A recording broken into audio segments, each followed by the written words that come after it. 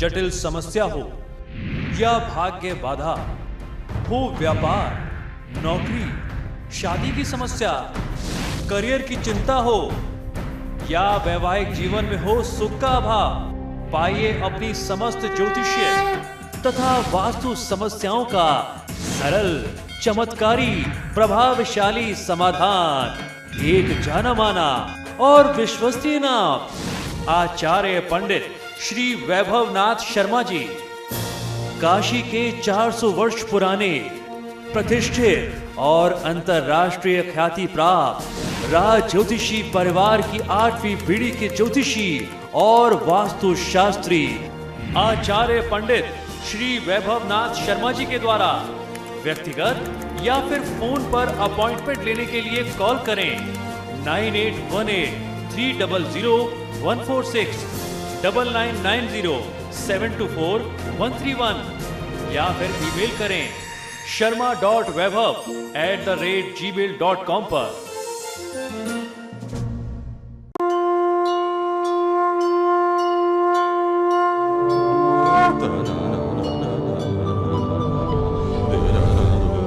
धर्म चक्र।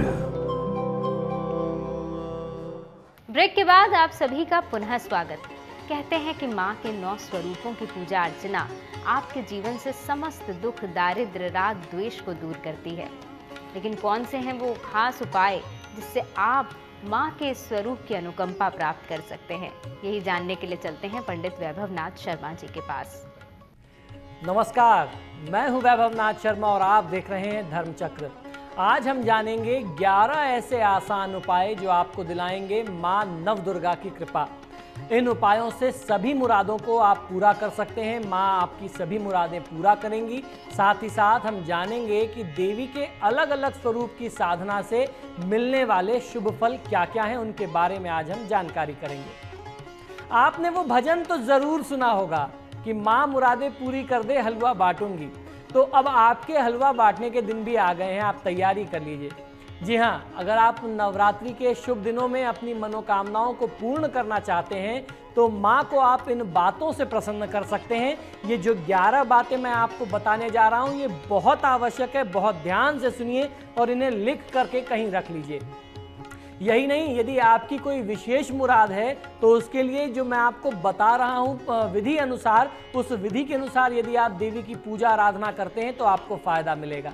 तो सबसे पहले जानकारी करते हैं 11 आवश्यक बातें, 11 आसान से उपाय। सबसे पहला उपाय कि नवरात्र में दुर्गा सप्तशती का पाठ स्वयं करना चाहिए या किसी योग्य आचार्य से करवा लेना चाहिए। दूसरी बात, पूजन में जब भी आप देवी का पूजन करते हैं तो लाल रंग के आसन का प्रयोग आपको करना है, इस बात का ध्यान आप जरूर रखिए।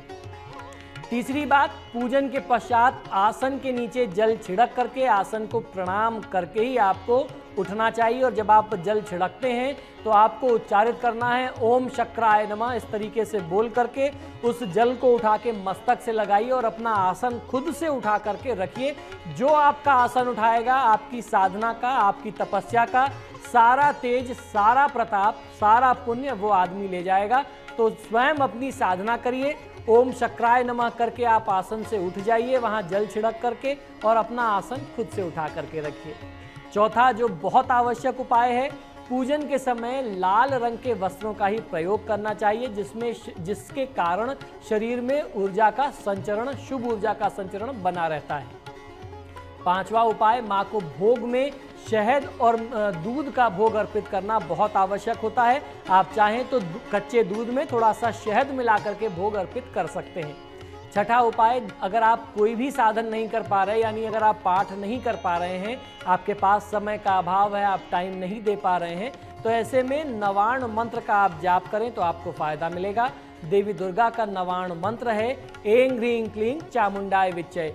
इस मंत्र की कम से कम एक माला यानी 108 बार जाप अवश्य करना चाहिए नवरात्र के 9 दिनों में। अब सातवां उपाय, अष्टमी व नवमी को कन्याओं का विधिवत पूजन करना चाहिए। उनका श्रृंगार करें, उनका पूजन करें, उन्हें भोजन कराएं जैसा आपका सामर्थ्य है। उसके बाद उनको कुछ दान दक्षिणा, भेंट उपहार दे करके आप उनसे आशीर्वाद लें और फिर उन्हें खुशी खुशी से विदा करें। आठवां उपाय, नवरात्र के 9 दिनों में माता को संध्या काल में यानी शाम के समय में जब आप एक बार दोबारा पूजा आरती करने जाते हैं या घर के आसपास किसी मंदिर में जाते हैं शाम को मत्था टेकने, तो उस समय गुड़ का भोग जरूर लगाना चाहिए। 9वां उपाय बहुत ध्यान से सुनिए। नवमी के दिन घर में रखी जो भी पुस्तकें हैं, संगीत से जुड़े हुए जो यंत्र इत्यादि हैं, आपकी कलम इत्यादि जिससे आप काम करते हैं, इनकी पूजा करना अत्यंत शुभ माना जाता है। 10वां जो एक बहुत आवश्यक विषय है, आपको ध्यान ये रखना चाहिए कि माँ भगवती की पूजा आराधना में, देवी दुर्गा की पूजा आराधना में तुलसी दल और दूर्वा यानी दूब घास जो आप गणेश जी को अर्पित करते हैं, तुलसी दल और दूर्वा देवी को कदापि न चढ़ाएं। इसको चढ़ाएंगे तो देवी रुष्ट हो जाएगी, नाराज हो जाएगी। 11वां उपाय कि कुमारी कन्याओं को उपहार भेंट करने से ही आपकी जो भी मनोकामनाएं हैं वह पूर्ण हो सकेंगी। तो इस प्रकार से नवरात्र में ये 11 बातें ध्यान रखिए। इन 11 उपायों को, इन 11 बातों को पूरे श्रद्धा और विश्वास के साथ करिए। माँ भगवती आपकी किसी भी मनोकामना को, हर प्रकार की मनोकामना को अवश्य पूर्ण करेगी।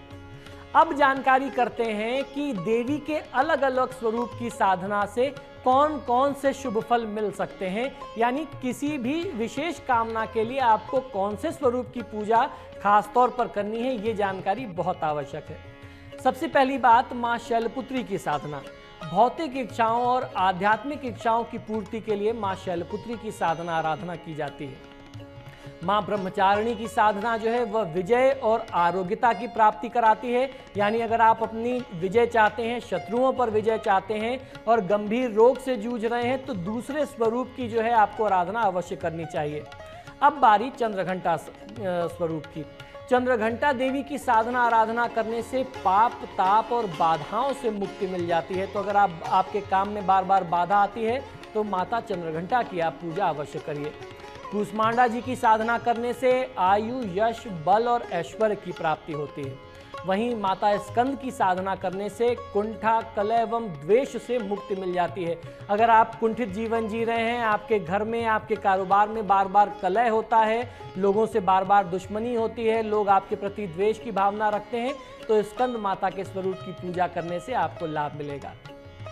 माता कात्यायनी की साधना करने से धर्म, काम एवं मोक्ष की प्राप्ति होती है। उसके साथ साथ भय का नाश होता है।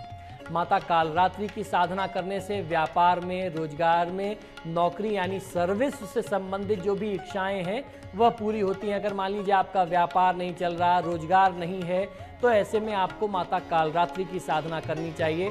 जो लोग नौकरी पेशा हैं, अपनी नौकरी से असंतुष्ट हैं, उनको लगता है कि बहुत अच्छा प्रमोशन नहीं मिल रहा, बहुत अच्छा फायदा नहीं मिल रहा, उनको भी इस स्वरूप की पूजा आराधना लाभ देगी। माता महागौरी की साधना करने से मनपसंद जीवन साथी मिलता है और शीघ्र विवाह के लिए इनकी साधना की जाती है। तो माता महागौरी की आप साधना करेंगे तो जीवन साथी भी आपके मन का मिलेगा और विवाह की जो बाधाएं हैं वो भी दूर हो जाएंगी। माता सिद्धिदात्री की साधना के बारे में जानते हैं। समस्त साधनाओं में सिद्धि प्राप्त करने के लिए और मनोरथ की सिद्धि के लिए माता सिद्धिदात्री की पूजा आराधना की जाती है। तो ये तो जानकारी थी कि कैसे आप अलग अलग स्वरूप की पूजा आराधना कर सकते हैं, किस प्रकार आप नवरात्रि का लाभ ले सकते हैं। नवरात्रि की चतुर्थी तिथि में यानी चौथे दिन होती है देवी कूष्मांडा की आराधना। ऐसी मान्यता है कि देवी कूष्मांडा की हंसी से ही इस ब्रह्मांड की उत्पत्ति हुई और अगर देवी कूष्मांडा खुश हो गई तो जीवन में कभी भी धन दौलत की कमी किसी साधक को नहीं हो सकती। माँ दुर्गा के चौथे स्वरूप का नाम है कूष्मांडा। अपनी मंद और हल्की मुस्कान से ब्रह्मांड को उत्पन्न करने के कारण ही इन्हें कूष्मांडा के नाम से जाना जाता है। माना जाता है कि जब संसार का अस्तित्व ही नहीं था, चारों ओर अंधकार ही अंधकार था, तब देवी कूष्मांडा स्वरूप ने ही अपनी मंद हंसी से संसार की रचना की थी। इससे पहले ब्रह्मांड का अस्तित्व ही नहीं था। सूर्य मंडल में माता निवास करती हैं। माँ कूष्मांडा देवी के कूष्मांडा रूप का निवास सूर्य मंडल के भीतर के लोक में होता है। सूर्य लोक में निवास कर सकने की क्षमता और शक्ति केवल जगदम्बा कूष्मांडा में ही है। कूष्मांडा देवी के शरीर की चमक भी सूर्य के समान ही है। कोई और देवी देवता इनके तेज और प्रभाव की बराबरी कर ही नहीं सकते। माता कूष्मांडा तेज की देवी हैं। इन्हीं के तेज और प्रभाव से दशों दिशाओं को प्रकाश मिलता है। कहते हैं कि सारे ब्रह्मांड की सभी वस्तुओं और प्राणियों में जो तेज है वे देवी कूष्मांडा की ही कृपा और उन्हीं की देन से है।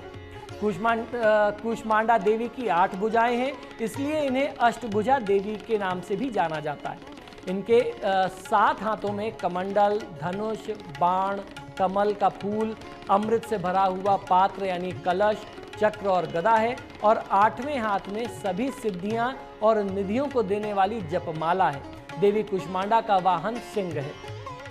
तंत्र मंत्र, ऊपरी बाधा, भूत प्रेत निवारण हेतु दुर्गा सप्तशती का संपुट पाठ कराना बहुत आवश्यक होता है और संपुट पाठ जो है वह गुप्त शत्रु को भी मिटा सकता है। उसके लिए मैं आज आपको एक बहुत दुर्लभ प्रयोग बताने वाला हूं।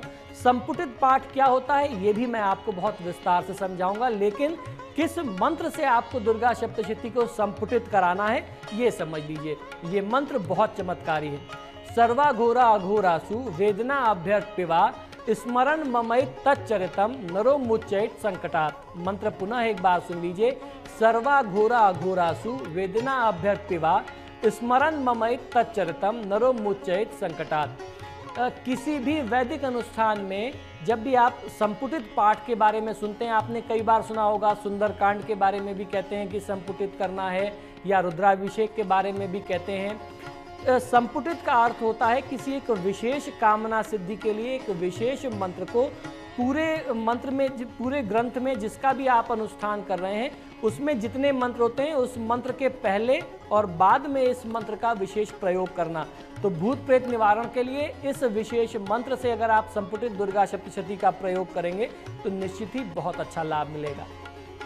अब हम जानते हैं कि वैदिक अनुष्ठानों में आरती कैसे करनी चाहिए। हम आप अक्सर ये गलती करते हैं। बहुत आवश्यक जानकारी दे रहा हूँ, बहुत ध्यान से सुनिए।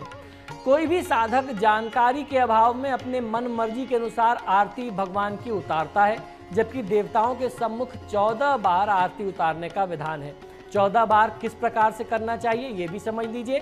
4 बार देवी या देवता के चरणों पर से आपको आरती उतारनी होती है, 2 बार उनके नाभि क्षेत्र पर से आरती उतारनी होती है, 1 बार उनके मुख पर से आपको आरती उतारनी होती है और 7 बार पूरे शरीर से आपको आरती घुमानी होती है। इस प्रकार 14 बार आरती की जाती है।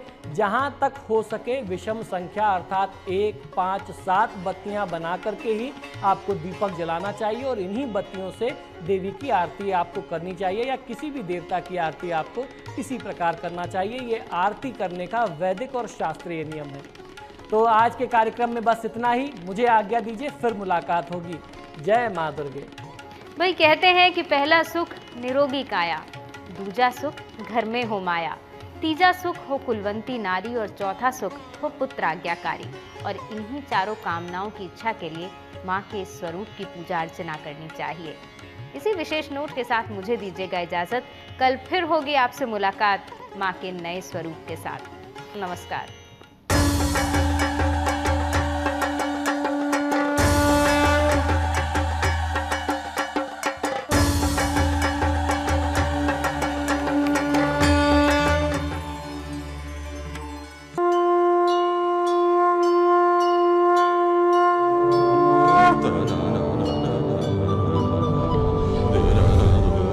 धर्म चक्र।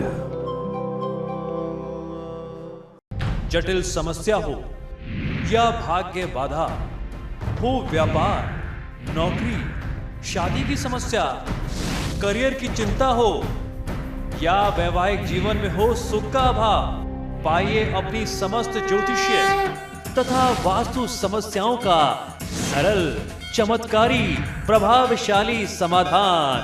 एक जाना माना और विश्वसनीय नाम आचार्य पंडित श्री वैभवनाथ शर्मा जी, काशी के 400 वर्ष पुराने प्रतिष्ठित और अंतरराष्ट्रीय ख्याति प्राप्त राज ज्योतिषी परिवार की 8वीं पीढ़ी के ज्योतिषी और वास्तु शास्त्री आचार्य पंडित श्री वैभवनाथ शर्मा जी के द्वारा व्यक्तिगत या फिर फोन पर अपॉइंटमेंट लेने के लिए कॉल करें 9818 300 146, 9990 724 131 या फिर ईमेल करें sharma.vaibhav@gmail.com पर।